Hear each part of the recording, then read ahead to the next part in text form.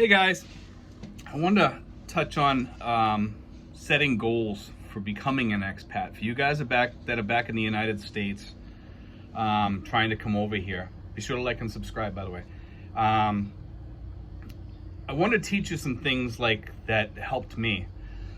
Now, one of the things that helped me the most, and I've mentioned this in the past, is my whiteboard. But it wasn't just the whiteboard that helped me. You need like to have a sense of accomplishment. Like otherwise, like if you're planning on coming here and it takes like a year to save things and do this and do that, and you know, if you put things that are almost unattainable, if you put I need to save $10,000 on your board, and then you put a checkoff thing next to it, it seems almost unattainable. If you break it up a little bit and say, okay, you know, you break it up into like $2,000 increments, you know, when you reach the 20% mark of saving for the $10,000, then you feel like you accomplished something. You've gone up one stepping stone towards your goal of becoming an expat.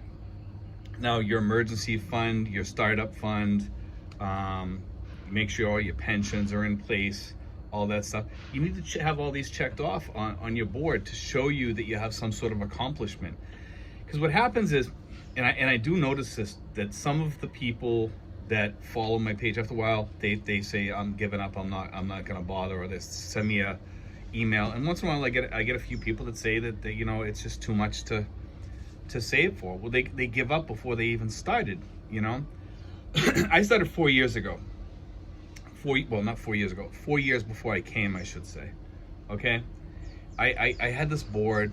It really helped me, because I put things up there that were attainable. They were all attainable goals, you know. I put up there things that I was gonna do when I got towards the end, like sell my car. After a while, because of the fact that I was, and I've talked about this also in a couple of my videos, because I worked weekends as a security guard, it gave me like tons of time to do planning and stuff like that. So I would break down things, like when I sold my car, how much would I get? I would guesstimate and figure things out and break it down and say, okay, I'm gonna have this coming back from my insurance, because I pay my insurance up at the beginning of the year. I'm gonna have like 5 months coming back to me. When I retire, I'm gonna get this much money back in sick time or vacation time.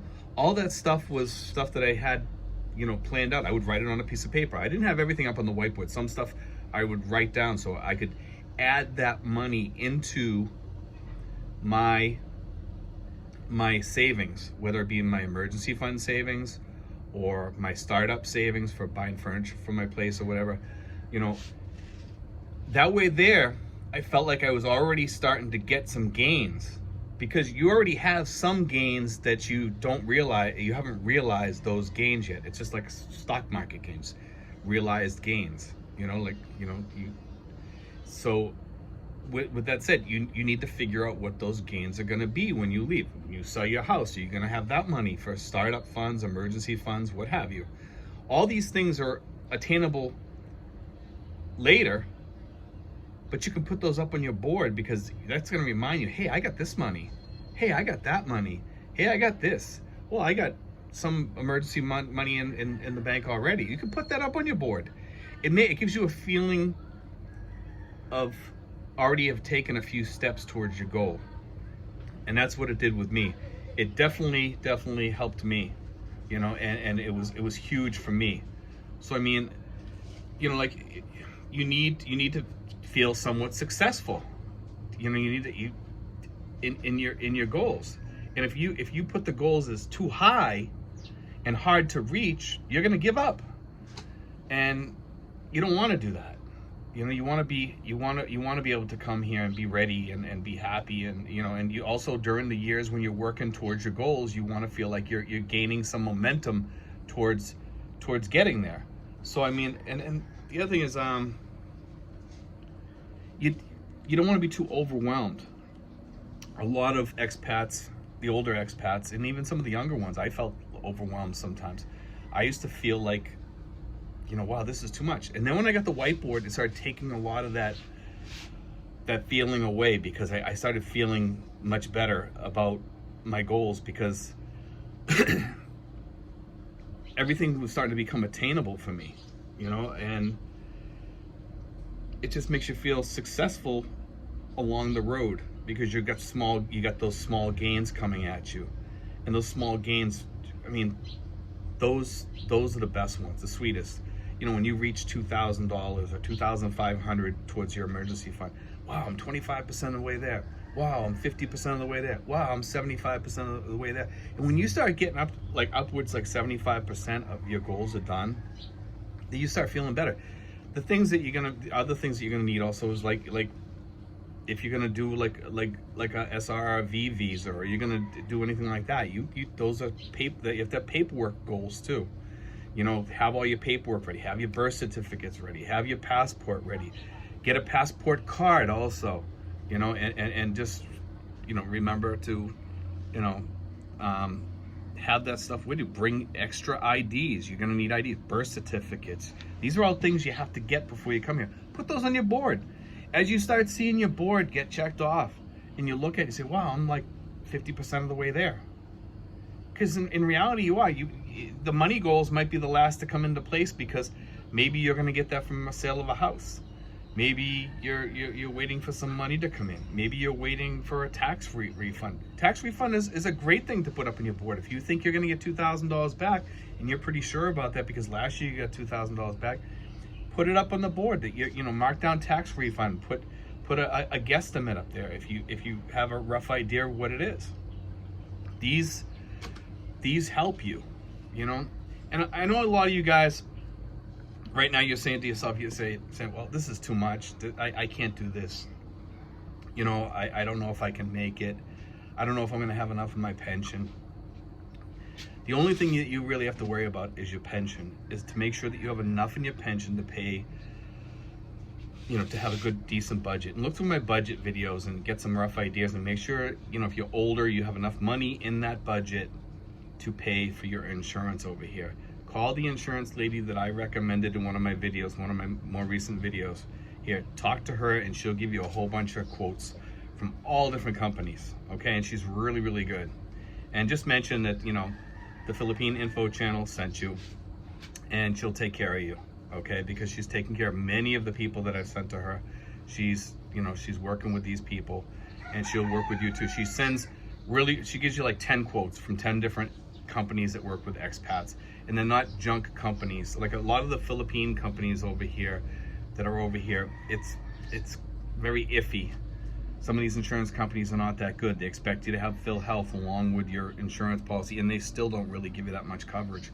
As an expat, most of us need good coverage, because if you have pre-existing conditions, you want to make sure that that's covered too.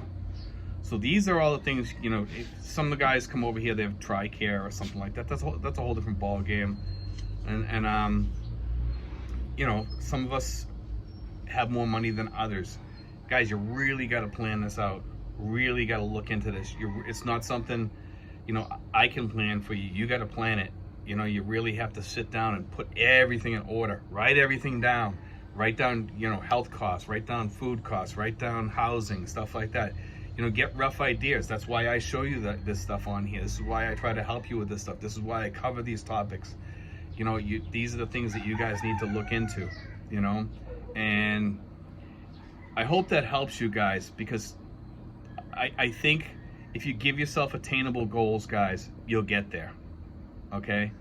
Give yourself fairly easy stepping stones. And you can get a big whiteboard if you want to break it down even more and it makes you feel better. And for some of you guys, you know, you need like a little, you know, kick in the butt to keep you rolling. You know, break down your emergency fund into 10 different $1,000 things, or whatever amount you want for an emergency fund, if it's $30,000 or $50,000 or whatever it may be. Each person is different. I'm just using that as an example. Okay, that's not what I would recommend or anything.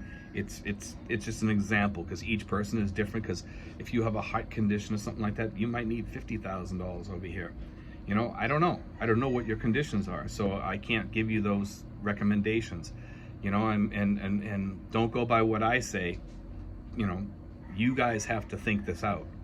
you know. But anyway, I hope that helps kind of guide you guys, you know, and kind of gives you guys like a little bit of, you know, it just gives you, it gives you some goals to shoot for, and it makes you feel better as you move along through those goals, because each month I could see some success on my board when money was going into accounts, and it did make you feel better. Because when I first started out, I didn't have that whiteboard. I didn't have that stuff. And then finally I said, you know what, I'm gonna do this. I'm gonna do a whiteboard. And immediately it kind of gave me like a little bit of stamina, like oomph, you know, like I had that like wind in my sails then, because I felt like it was pushing me along. I could see my goals coming to a fruition, and finally, you know, sooner or later I stepped on a plane and I came here. And you guys can all do that too. You guys can all do the same thing that I did over here, and you guys can all become successful. You know, I mean, we talk about all the different ways you can become successful over here, and I hope that helps you newcomers back in the States that are trying to come over here. I hope that guides you a little bit more, because without having a whiteboard, without writing things down, because I had like this notebook where I would put things in there, how much I'm like I was telling you, how much I'm gonna have from different things when I get up and leave, selling things. Maybe you're gonna sell your car and you're gonna get 5,000 off it when you get ready to come here. You can mark that on there. You know, that's gonna be a check off right there that you see on your board, because you're gonna know when. You can put when sold, $5,000 when sold. You know, and you have it up there. You're looking at it. You know, because you know that's gonna happen. So these are things that, or maybe it's not a check, but you can see that you have that up on the board. Because sometimes when we don't mark things down, we don't have something to look at, we forget about things like that we have. Because usually people have more than what they think they have. Okay? And that's the big part of this. That's where you have money, more money in your emergency fund, more money in your startup fund. You know, because of those things. So add those things onto your whiteboard, guys. And anyway, guys, I hope that helps. I hope that kind of pushes you guys back home a little bit more, gives you a little bit of momentum to come here. Sorry, guys. I had like some dust or something. Anyway, God bless, guys. Take care, and be sure to like and subscribe, guys.